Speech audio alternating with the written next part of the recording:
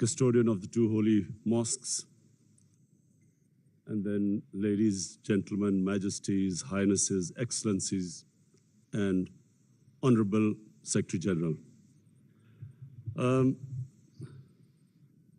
I always pictured that one day I would be speaking at this summit, and I always promised myself that whenever I got this opportunity, I would raise the first and foremost, the most important question about whenever in the Western countries people blaspheme our Prophet, peace be upon him, I always felt that the response from the Muslim Ummah, the OIC, I always felt it was lacking. And therefore I wanted to use this platform that the OIC owes a responsibility. Us heads of the states, we have a responsibility to the Muslim world. When anyone in the Western world blasphemes our Prophet, peace be upon him, it is a failure of the OIC that we have not been able to explain to the Western countries that the love and affection that we feel for our Holy Prophet, that how he lives in our hearts. It was up to us to explain to the Western people that the amount of pain they cause us when they ridicule or mock our Holy Prophet. And we must know that in the West, people do not treat religion the way the Muslim world treats Islam. We live our religion. In the Western world, they have a completely different attitude to the way they approach religion. And so therefore, on this, Mr. Chairman, I would like to say from this platform that we must, in the forums like the United Nations, forums like the European Union, we must explain to them that they cannot hurt the sentiment of 1.3 billion people under the garb of freedom of expression. The Jewish community has very successfully explained to the world that any misinterpretation of the Holocaust gives them pain. And so the Western world views Holocaust with a lot of sensitivity. But that sensitivity is lacking when they come to talking about our Holy Quran or our Prophet, peace be upon him. So I feel that this forum must take it upon itself to explain to the Western world through these forums what it means to us and how we love and respect our Holy Prophet. Secondly, the Western world has very, through ignorance partly and willfully, they have equated Islam with terrorism or radical Islam with terrorism. I feel that this has done a tremendous amount of disservice to the Muslim community. Religion has nothing to do with terrorism. No religion allows killing of innocent human beings. But by doing this, two things have happened against the Muslims. Number one, it has led to Islamophobia.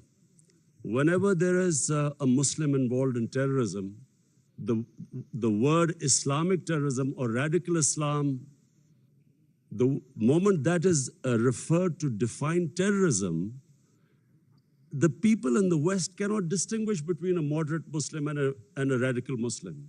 So the whole suspicion is raised against Muslims everywhere. This attack in New Zealand by this gunman who goes into a mosque and shoots 50 innocent people is because they cannot understand that Islam has nothing to do with terrorism. And they have this indoctrination that somehow whenever a Muslim is involved in terrorism, it's something to do with Islam. Before 9/11, 80% of the suicide terrorist attacks were by Tamil tigers. But no one blamed Hinduism for it, and quite rightly, because religion had nothing to do with it. It was a political struggle. When the Japanese in the Second World War indulged in kamikaze pilots who blew themselves up on American ships, but no one blamed the Japanese religion for it. So this is my second point. I feel that it causes Islamophobia because we, the heads of Muslim states, have not been able to explain to the West, not powerfully enough, that Islam has nothing to do with terrorism. Political struggles have everything to do with terrorism.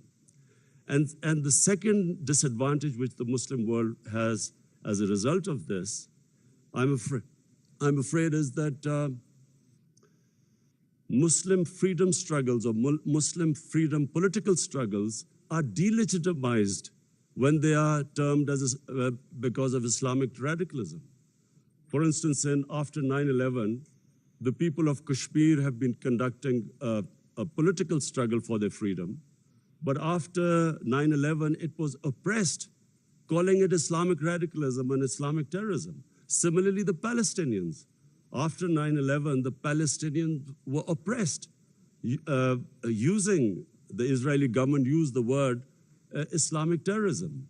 So this is my second point. I feel that from this forum, we must take a stand. We must de-link terrorism with Islam. My third point, Mr. Chairman, is about the Muslim world not paying much attention to science and technology. We have an organization called ComStech. I feel that we are on the verge of another industrial revolution with artificial intelligence and blockchain, new technologies coming in. We must not be left behind again. And I feel that we as a Muslim world must spend more of our resources in strengthening ourselves in this field. We must pay more attention to education, to quality education, to universities. Despite having all the resources, I'm afraid we lag behind.